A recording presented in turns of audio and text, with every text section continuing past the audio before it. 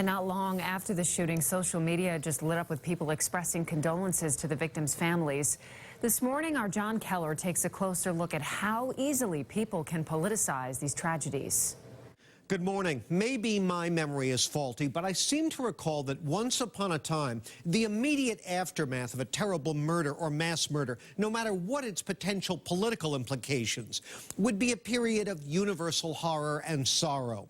By the unwritten rules of civility and decency, a certain amount of time would be allowed to pass before people would begin the finger-pointing and hyperbole that often accompanies impassioned political debate. But in our culture of instantaneous information and reaction and uncivil discourse, those genteel days are seemingly long gone.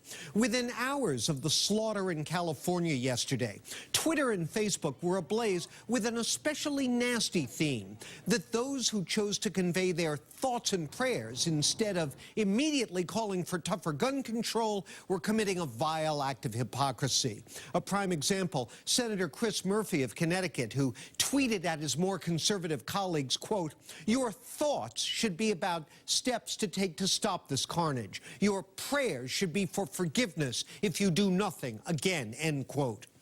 At one time in American history, wrote Emma Green of The Atlantic magazine yesterday, liberals and conservatives shared a language of God, but that's clearly no longer the case.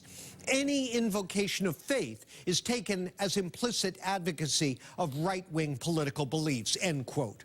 And she notes that one of the women trapped inside the crime scene texted her father, quote, "Pray for us," while evacuated workers outside held hands and prayed.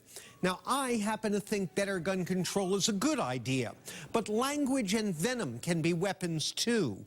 And it's alarming to see so many self-styled peace advocates reaching so readily for theirs. Share your feedback with me, civilly please, at Keller@WBZTV.com or via Twitter @KellerAtLarge.